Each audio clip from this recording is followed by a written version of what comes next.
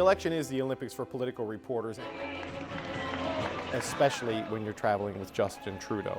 The pace that the Liberal leader, the Prime Minister, campaigns at is insane.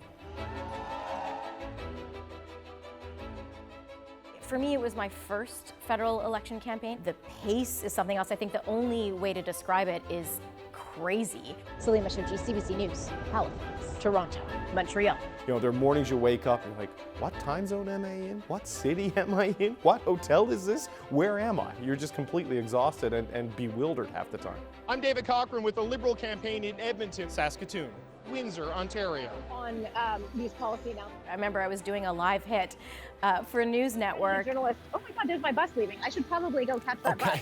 Oh no. But, And all I could think of in mid-sentence as I was trying to tell my story live on air was that, oh dear, I'm going to be left behind in Mississauga. CBC Salimah Shivji running to catch her campaign bus in Toronto. Look, they're even backing up. Yes. That's nice. Tonight, a photograph jolts the federal election campaign. I was on my laptop working and I got an email and the picture of Trudeau in that Arabian Nights costume came up on my computer and I was like, oh my God.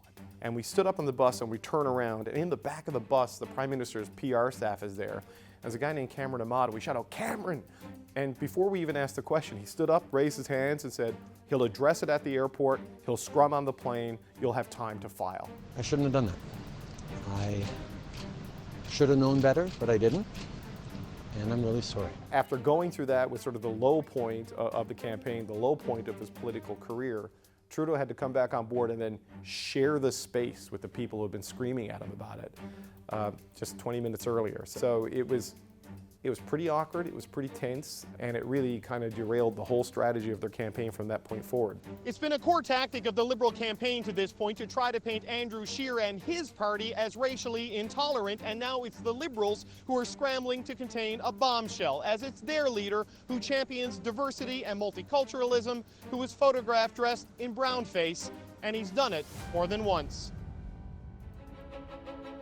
Being on a campaign bus is weird. I mean, obviously the parliamentary reporters in Ottawa, we know each other, we see each other on the Hill all the time, but you're in this confined space. It gets a little bit sort of like you're part of a fraternity or a sorority. It's like a family in a way, a crazy family, because we're all a little bit nuts, but especially an election campaign like this one, where it was so close, so vital, so many people were paying attention. It makes you realize just how important what the leaders say is, how important your job is to communicate what they're saying and to tell those stories and tell them right.